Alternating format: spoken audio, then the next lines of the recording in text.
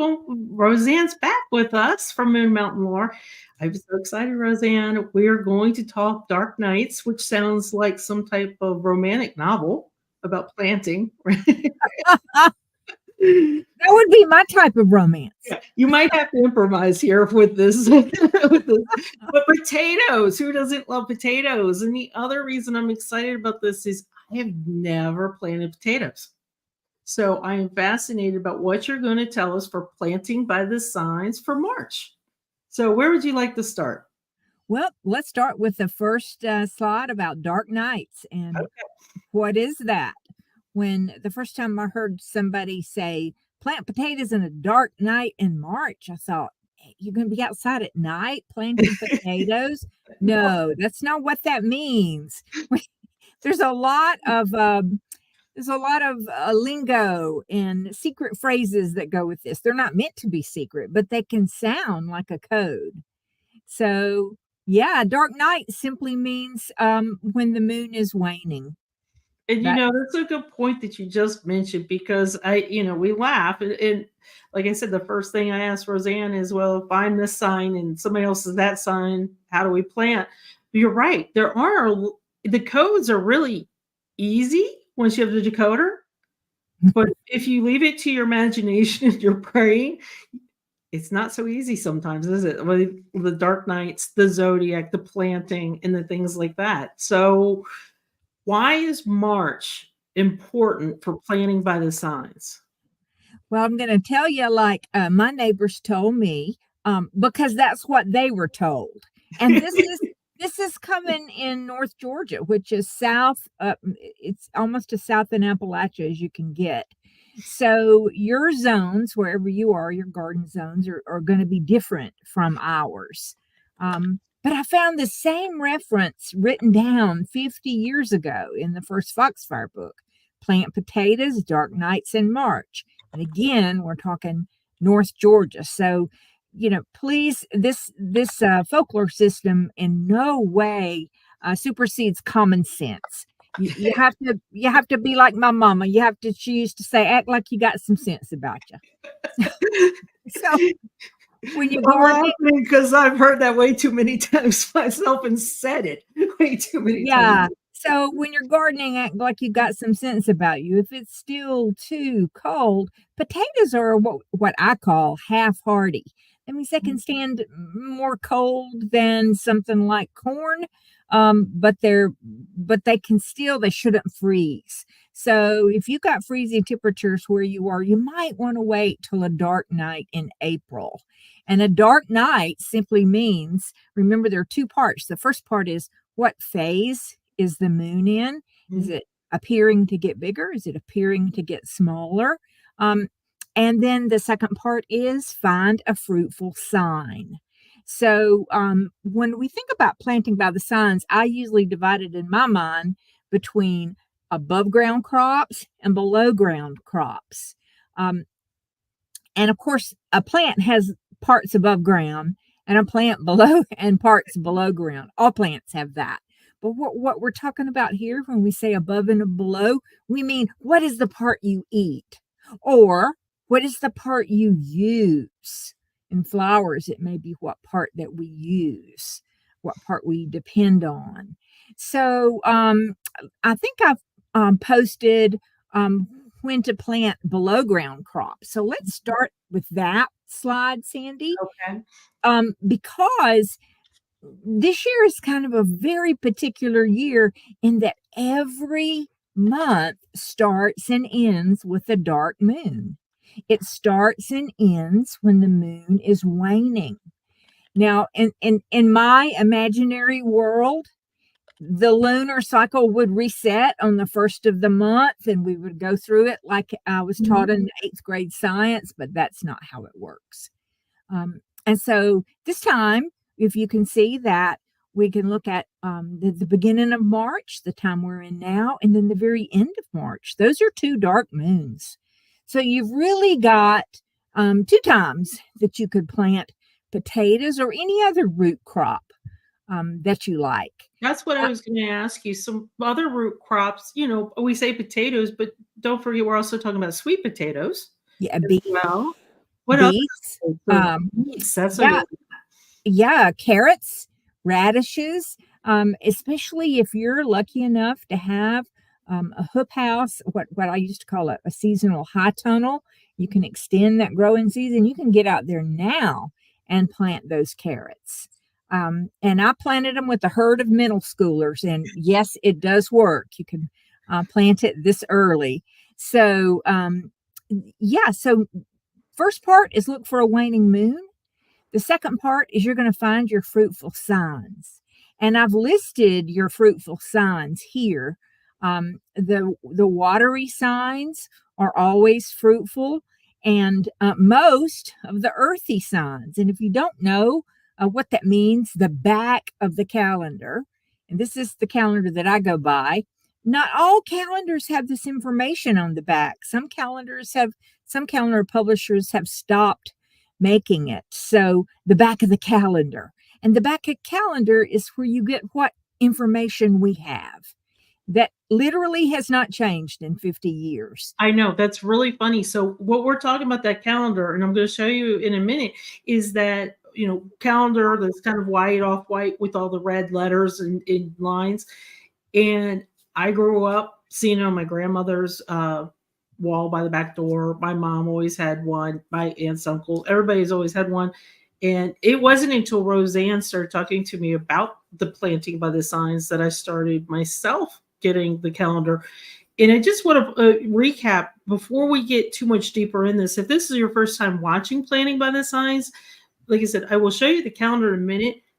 Rosann, I have used that calendar. I have seen that calendar, but I've never used it properly. I've only used it to say today's the date. I maybe have looked at when the full moon was. So this is fascinating series that you joined us with, so we can understand. It's a planting calendar, Sandy. Yes.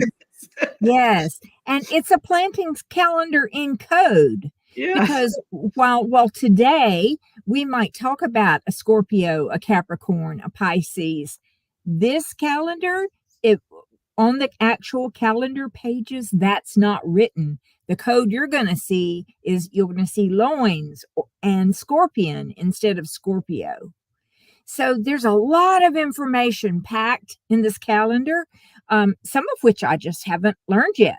I'm not a fisher person, so there's fishing by the signs. Maybe we could find someone who fishes by the signs and that would teach be great. us that. We'll have them as a guest, and they can teach us how to fish. That would be great.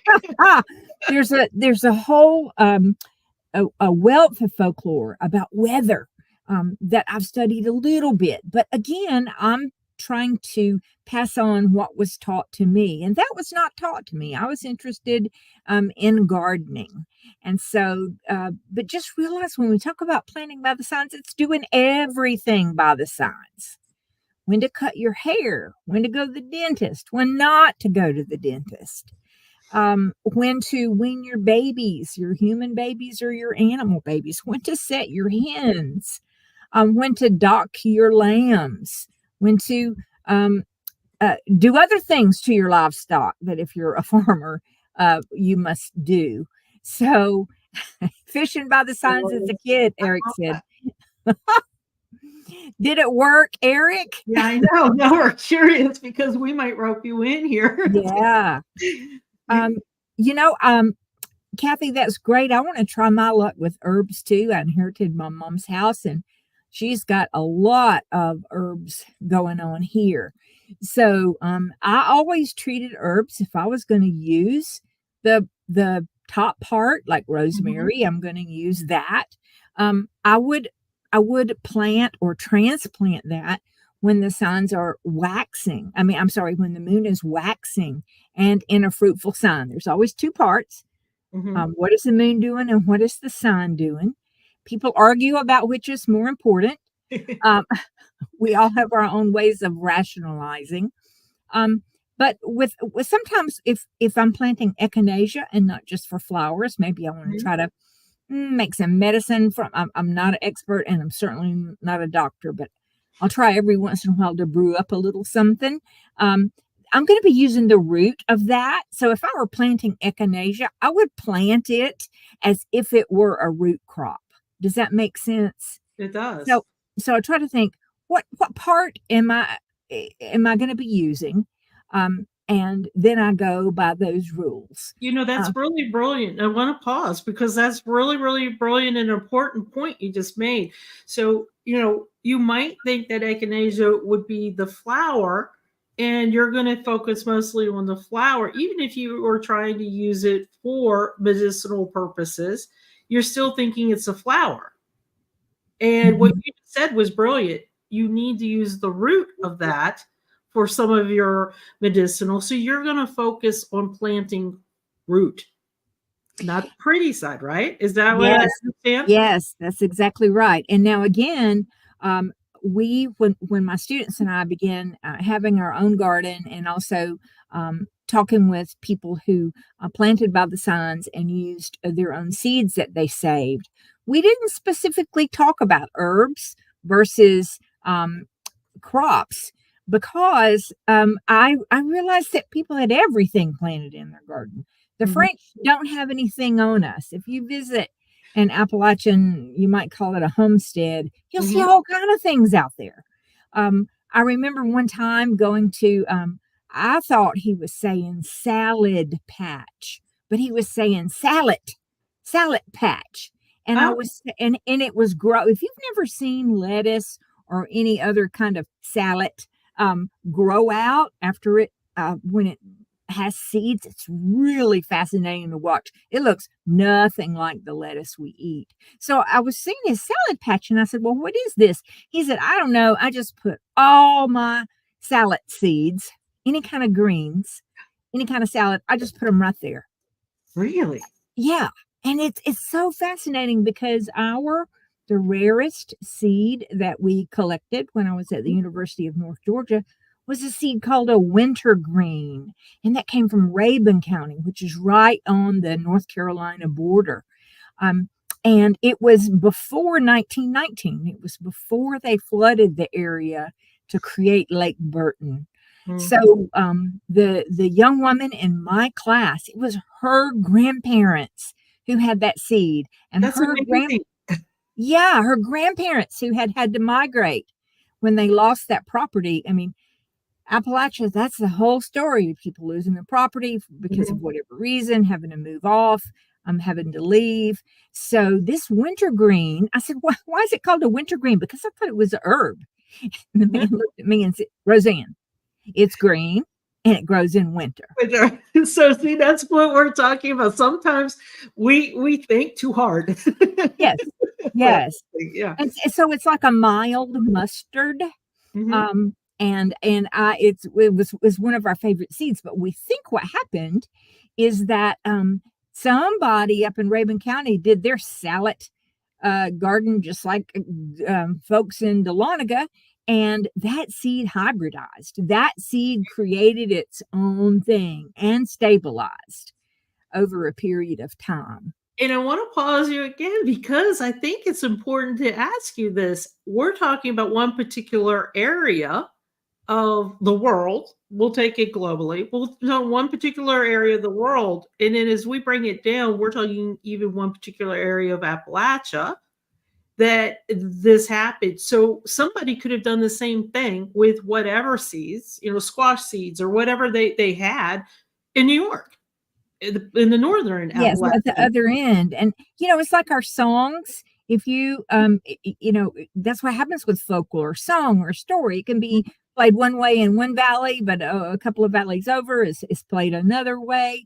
The same thing with our seeds. We even found that the seeds we collected from someone who lived closer to at higher elevation, that very same seed that came from the very same ancestral family, this is where my students started learning genealogy, can it can be a different color because it was grown out near the river. So I could talk about seeds all day long But that's because fascinating. I'm the girl who sleeps with seeds in her pockets. So but that's how my students and I got into planting by the signs, because every person we talked with who saved seeds, they would also say, Well, are you planting these by the signs? You got to plant these in October. You got to go get the sand from this creek, and you got to the wait till the moon is so and so. And at first I went, and we would just either do what they said. Most of my students wanted to follow their directions, or we just follow my directions. And it flopped a lot of times. So I learned my lesson on potatoes. Okay. Because I was planting potatoes apparently in the very wrong sign when the signs were in the bowels, meaning Virgo. Mm-hmm. And Virgo is an earthy sign. So this is where we have some exceptions this month. And that's why I thought it would be good to talk about potatoes this month. Because you would think earth signs like Taurus and Capricorn, wow, they're good for planting. If they were students in the class, they'd be your B plus or your A minus students. But all of a sudden in that same classification is Virgo. And Virgo just doesn't do well. And someone shouted out to me, you're planting those potatoes in the signs of the bowels and they're gonna rot. Interesting. Yeah. That's a code there if you don't have to think too hard about that one.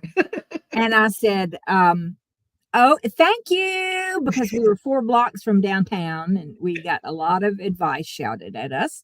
And I planted them anyway. And my little goddaughter, we had 7 potatoes and they were about this big. And she put them in her little bowl and played with them. I don't know if that's the reason or not. It might have been because the first time I've tried to go grow potatoes by myself. So, yeah, potatoes. And this time it's particularly interesting because some people say, or let me put it this way. The calendar says on the back of the calendar that I use not to plant in the last quarter of the moon. In other words, from after the last quarter moon until the new moon. They say that's the end of the moon cycle, and that's what you need to reserve for harvesting, turning your soil, getting rid of weeds. That is not the time to plant. So that's like a maintenance time. Yes, that's your maintenance time. And is that always? I have helpers. Sorry about that. We love helpers. Let my helpers out.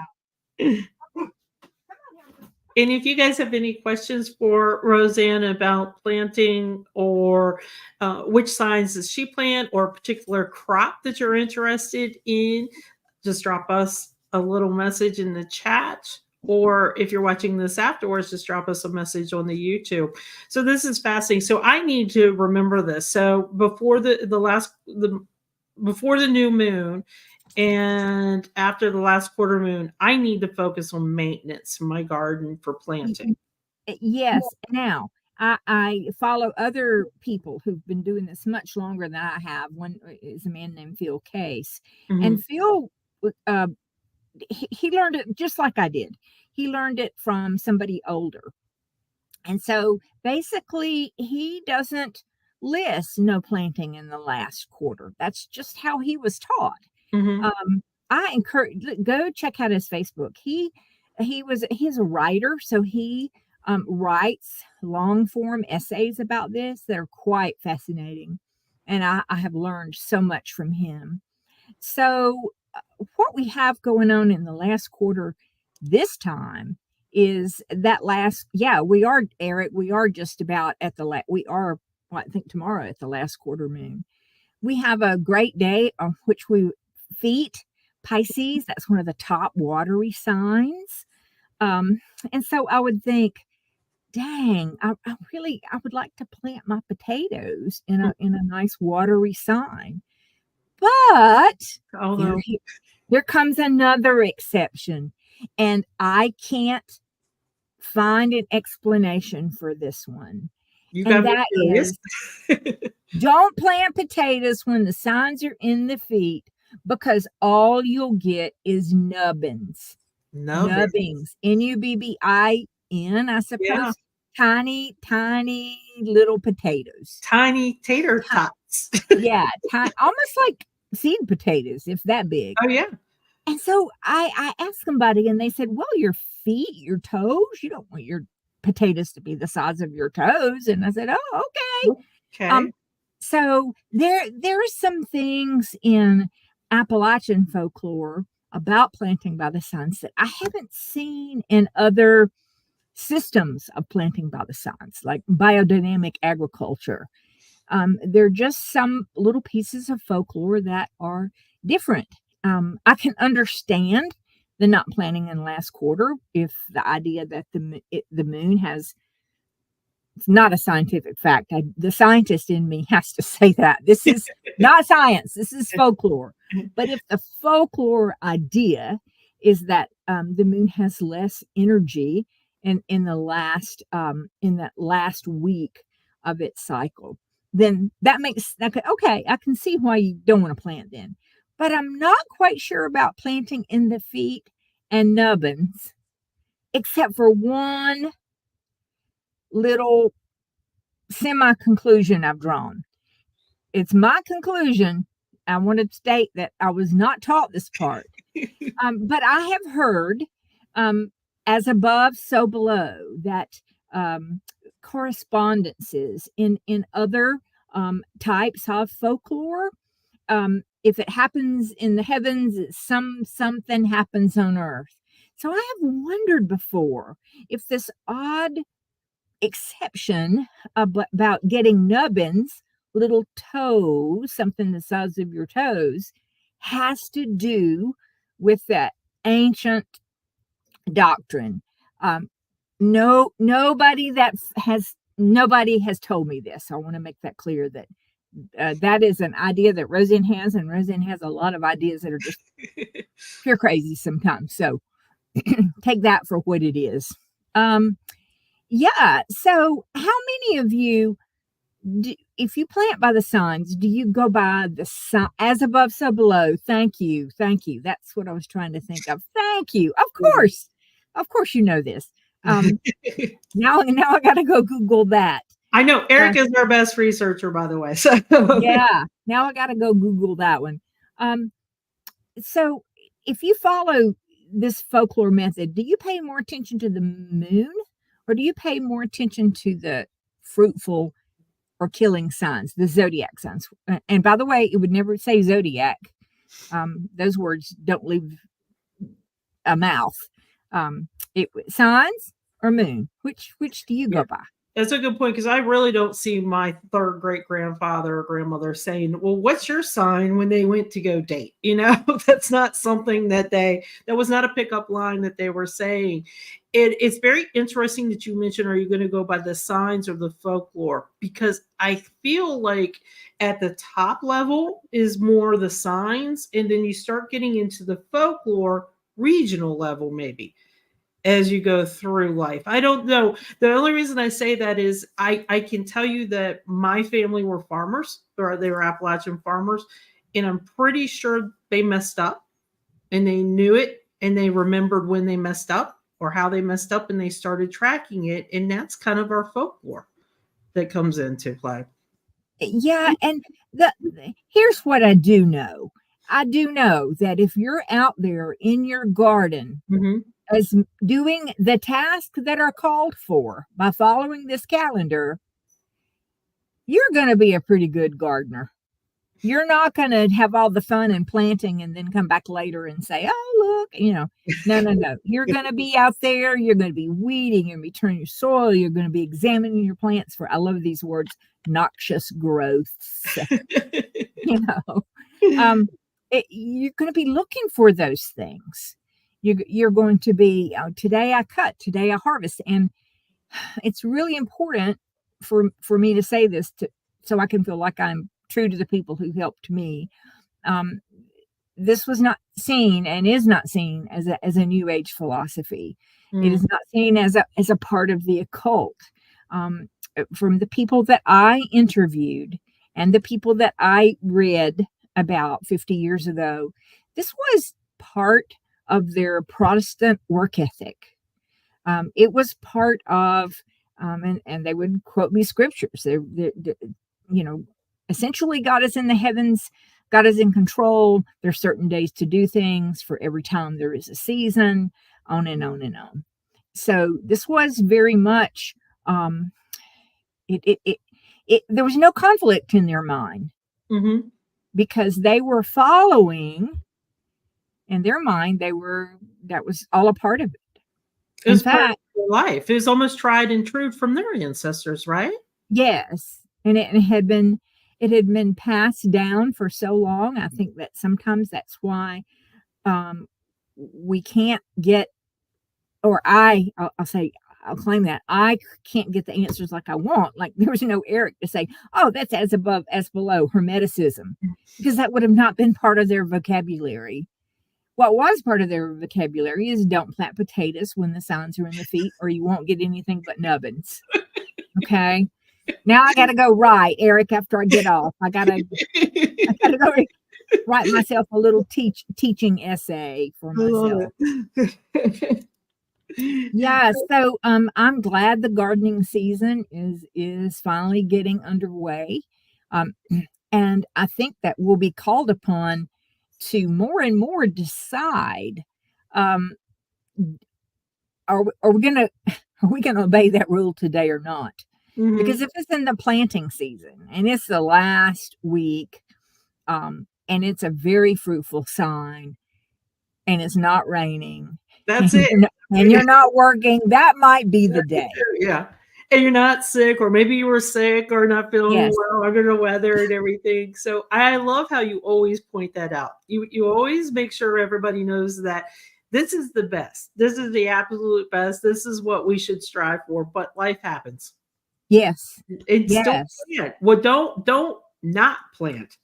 Still plant, even if it says no planting in the last quarter. If that's the only time you have this month to plant, don't forgo planting. Still plant. But if you can do the fruitful and you can find it in the waiting move, do it. Try it. Or maybe Yeah. do a test. Has anybody done a test that you've tried? You planted according to the signs and then you planted against the signs? Well, it always suggests that in the back of the calendar. It says, Does if it you don't really? believe this, try it. And the people that were writing about this in the 1920s and some of the older almanacs, they would say, well, if you don't believe it, try it. Um, and so, we in science we could say, oh, that's confirmation bias. Yeah. But no, we didn't try that. My students and I were so busy trying to preserve these old seeds Yeah. and get them grown out so we could give them out to the community to keep them in circulation. That we were just happy to get them grown and harvested. Um, And kind of yeah, preserve, like you said, and preserve. So if anybody is watching this now live, or if you're watching it recorded, I encourage you to do both and report back to us. please do. I would love to see some honest to God field trials on this. And we love Um, pictures. yes, I would really like to see that. So yeah. And if you find any peer-reviewed scientific articles, let us know about them. Mhm. Let us Most know definitely. about them. Now, the next slide So talks this, about make this changes this month. so any kind of changes. Changes can be weaning a baby, human or animal. It could be stop smoking. It could be deciding to wake up early. Any kind of changes. And the way that this was expressed to me sounded so odd. They would say, "We'll wait until the fourth quarter. That's the best. But you can do it in the third quarter if you have to. Wait till the dark moon and wait till the signs are going out of the body, out of anything that counts." And I would say, what in the world? Signs are going out of the body after anything that counts. You gotta And decode finally, it for us. it's like, show me. And the Yeah. person said, when the signs go down to your knees, to your feet.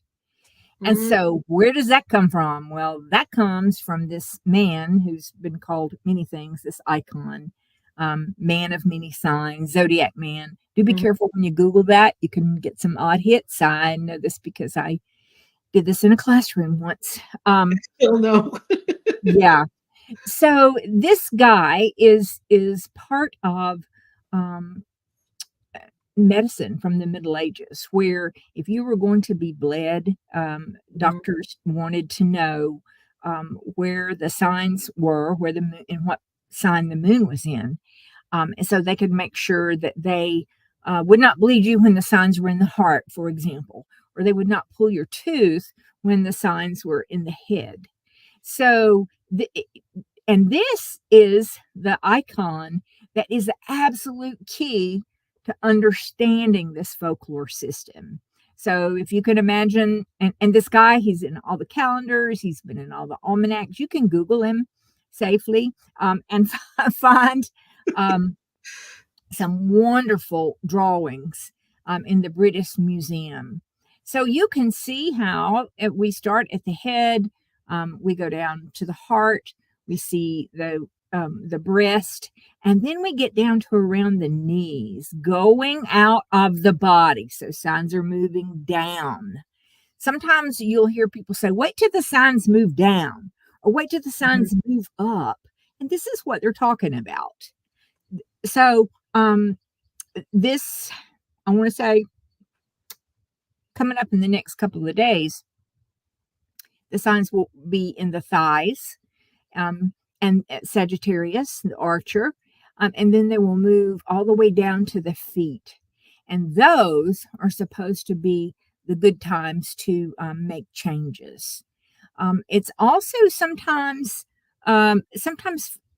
farmers would, if they had to castrate their livestock, this might be a time that they would do that because it's away from their heart. And it is certainly not in the loins. One would never want to do that operation when the signs were in the loins. There is a pretty fascinating book looking at animal husbandry.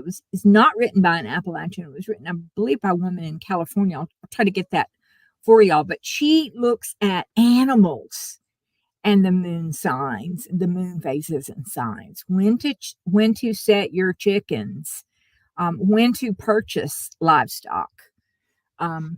So apparently this had to be a system that was so widespread. If you went to buy a horse or a piglet, you would have to talk about, well, when did you set this hen? When did this hen hatch out? When was this born?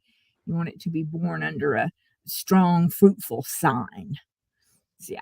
So, and I think we're coming up to the season too. I notice, for example, Tractor Supply. They tend to supply baby chicks. They tend to have a lot.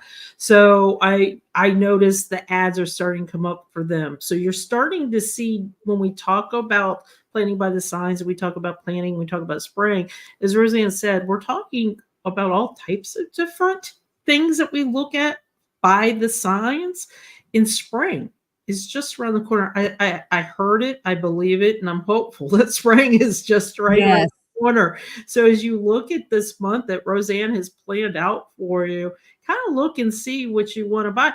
I can tell you at the local stores, they're starting to have bulbs. They're starting to have more plants that you can plant. I know that where I'm at, I'm curious, Rosann and I are both in North Georgia, and have you always heard, Rosann, where we're located, don't plant until after tax day in April, or else you're going to lose it? I have heard Good Friday. So, and I think that's interesting, and we're really close to each other. We're not that far away from each other. It just that little distance, you hear different things. Yes, going on, and but even Good Friday, that's a conundrum because it is. that's a moving date, and it can be early, or it can be it can be in March, or it could be in April. And it's kind of fascinating because if it's in March, there's still a slight chance of freeze in Appalachia, many parts of Appalachia. Oh yes, so yes, it is interesting. And every year I get excited, and every year I lose a small something that I just had to plant a little bit of. Yeah. Yeah. I totally can understand. Do you want to show the calendar, Rosann? Sure. I mean, Rosann has this calendar in her home, and she does such a wonderful job. When I saw this I got so excited because this shows the calendar, kind of what we're talking about when we talked about the man. You can see some of these signs, like there's neck. I can see right away. There's Pisces. And so the light moon above ground crops Is that what's circled? That's when we should be Right. planting? Those are the good days. Those are your good days. If you see an X, those are the killing signs. The signs are in the heart, the signs are in the head. You don't plant those days. It's pretty much, if you can't do anything else, plant when the signs are in the crab, and don't plant when the signs are in the head or the heart.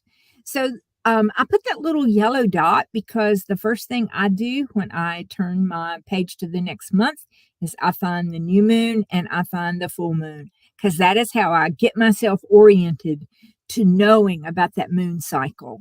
Oh, that's a And brilliant idea. yeah, so I know that anything after the full moon, that's going to be dropping off into that third quarter. That means it's going to be waning. Anything before the new moon, that's also going to be waning. So it can get light moons have they tend to split up their first and second quarter duties. But honestly, if you read on the back of the calendar tends to split. You do some things in the first quarter, that runs from the 11th down to the 16th, and then from the 17th on up to the full moon would be the second one.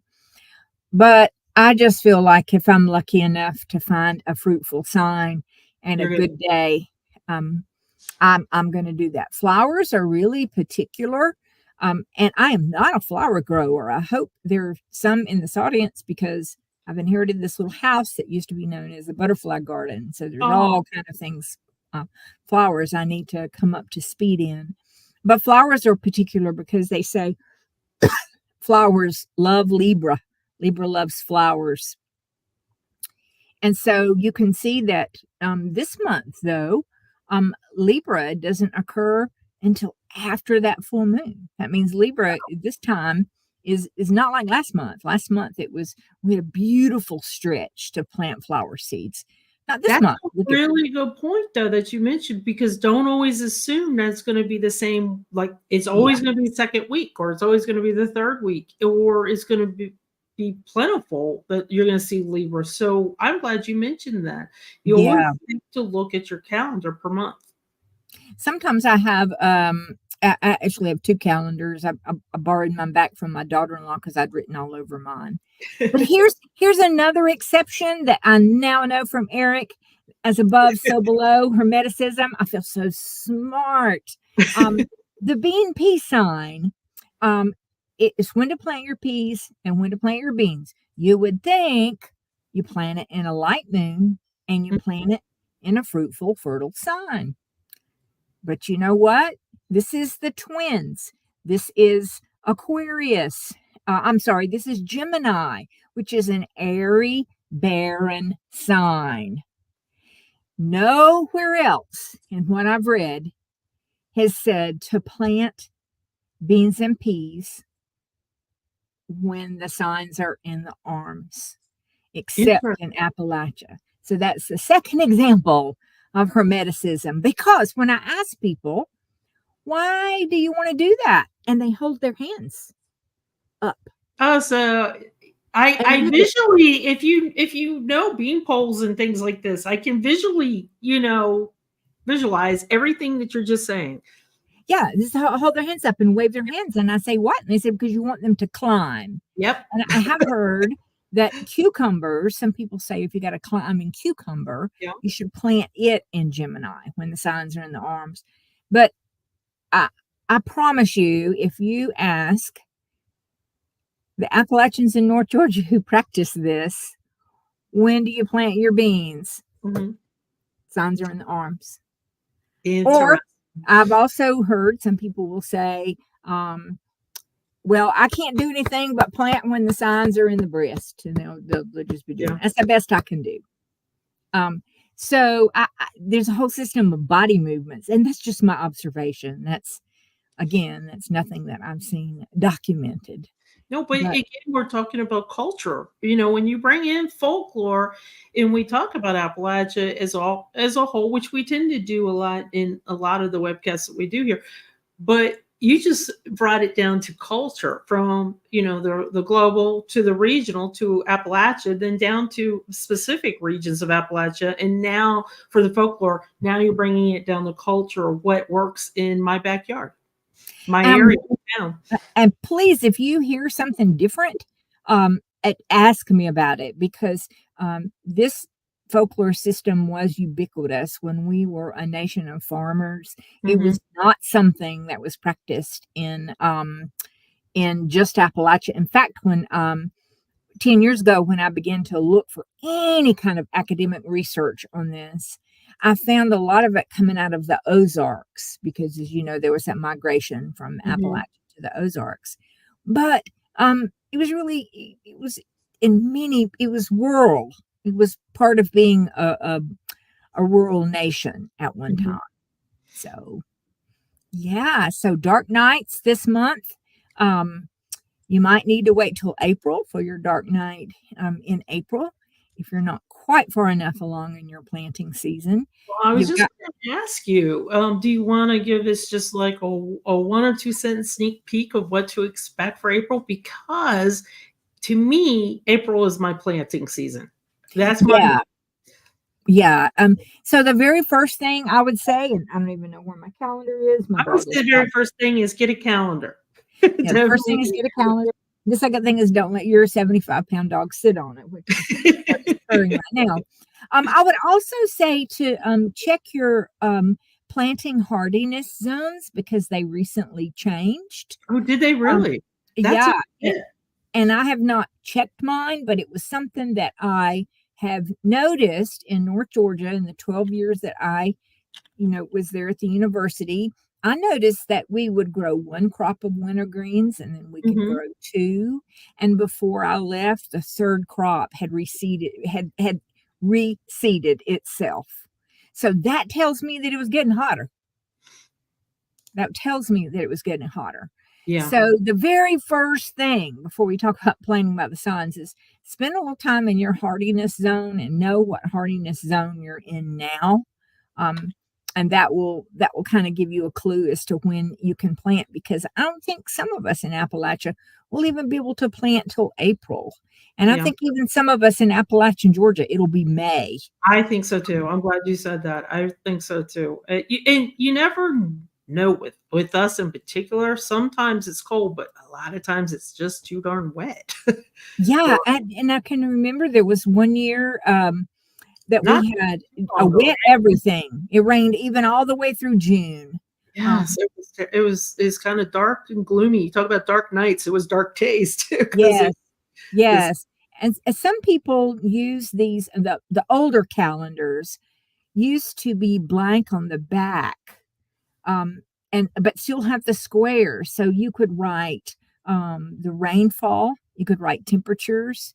And I've looked at farmers who kept these old maps, or their mothers kept, these old calendars. It's fascinating to look and see so if you wanted to know, well, in 1992, what was the frost date on? Well, they would just go in there and scratch around and come right out. And find out what it is. I have a map. This is, I put a link in the chat, and I will put it down below as well. This is the United States, the USDA map. So this is the zones. And Rosann, we've got an interesting comment, which I know you can answer instantly. And then the other one I'm curious about myself. Eric mentions the calendar had fish on it too. And they do. Yes. They do have fish. The calendars do have fish on it. This calendar is loaded with information. When the moon is ascending and descending in some systems, that's important to consider. Some people say in predicting the weather, if the moon is like a bowl, it holds the water in.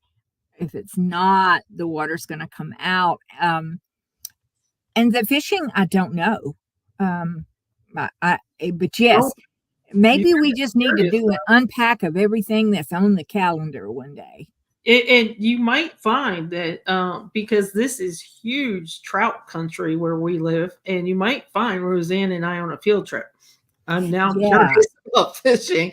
And I've got a really good question, and this is interesting.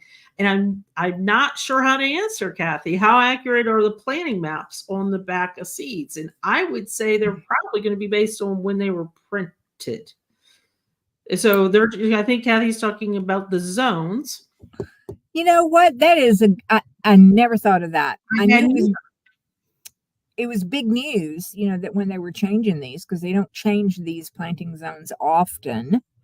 But I bet if you're holding onto seeds like I do that are in my freezer, either Mhm. collected or in the commercial pack, I bet what's written on there now is not up to date. That's what I'm thinking too.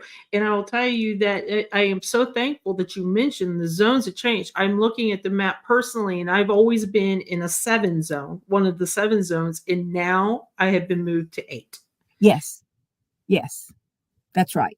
That's right. So, I'm a little um, surprised at that. So I mean, I can't tell you how many decades I've been in 7. I won't admit to it that, but I'm in 8. I'm in 8 now. Wow. yeah. I believe I'm in And my 8. and my mother's house is even 150 miles to the south. So it is really going to be I know there are things here like star jasmine that will grow that will not grow in North Georgia that are really I mean it'll take down a carport here. Lady Banks rose. We had to Yes. Yes, it will. Yeah. cut it back, but I can't get it could not get it to grow there. So I think you would be safe with the seeds that you already have is to think in terms of cool season and warm season. When I teach just gardening, nothing about planting by the signs, just Just right. gardening, we kind of divide things up into warm season and cool season crops because we know that even in North Georgia, you're not going to be growing lettuce in July. No. Mm-mm. You're just not. Um, And I happen so to know where Kathy is sort of located, and it's interesting, Kathy, because I am looking and I'm guessing that you are, I don't know exactly. So you're either going to be an 8 or a 9. And the reason why I mentioned this is because Kathy has another question. My husband wants to grow parsley, but I kill it. So I'm thinking that I'm not sure if I would go by the back of a seed packet that you might already have, and I would it depends too if you're talking about are you growing in the ground or a pot? I know a lot of herbs are grown in pots. So mhm. does that matter, Rosann, to planting by the signs? What matters is if you water it enough, if it's in a pot. Well, it This it can this dry out. act like you got some sense about you, Yeah. Sandy. I mean, if it's dry, you gotta Water. water it. Water it. We figured, you wouldn't think that how to water plants would be a big deal, but if you're reached college and you never watered anything, well, how long do I do I count to 10 while I hose? So Yeah. we would figure out all kind of things, planting in 5 gallon buckets where you had a little hose running down in there and you could see on the side if it had enough water in it. We would try burying terracotta things in our garden because it was still in North Georgia, but it still got very hot and dried out. So and planting in a high tunnel, um, I'm telling you, I have been late to work and burnt up the crop of lettuce because it could burn from Yeah. 7:30 to 9. If the sides needed to come up at that time. So yeah, 9B. You know, um, I think for the next time, I'm gonna find a little slide ruler that I got from this guy named Clyde.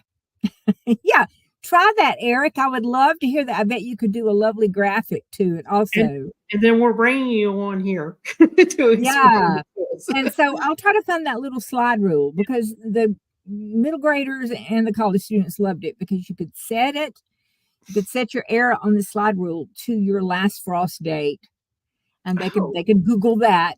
And then from there, you would say, okay, this is how far ahead I need to start my seeds inside. This is when I need to transplant them. This is when I'll be Mhm. harvesting them. Um, So I'm sure they have these things electronically, but I kind of did the reverse in my classroom. The more I could find where they were touching paper, and they loved it. And they loved it. I would Yeah. too. It's like we say with books, ebooks are fantastic, but there's nothing like holding a book, Yes. and reading it. So I'm curious to see that. We'll convince Rosann to bring that next time. Yes, I will. And I would definitely say, do not miss April. I think this is the month. This March is the month where you really need to start planning out. If you don't have a calendar, get one and start really planning what you're going to be wanting to grow. Because some of you might want to only do flowers, some of you might want to do vegetables. I tend to do more flowers, and I totally fail at vegetables. This is the year I'm going to try and do reverse. So I'm already starting to scope the stores, scope online, scope everywhere I can to see what I want to do.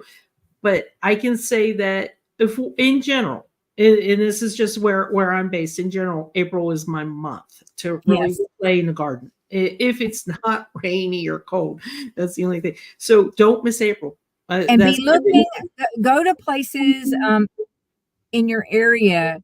Even funeral homes sometimes give away these calendars. They do. No, they do. That's most of them come from there. Yeah. I mean, maybe that's where the old people go eventually. All of us end up there. I don't know.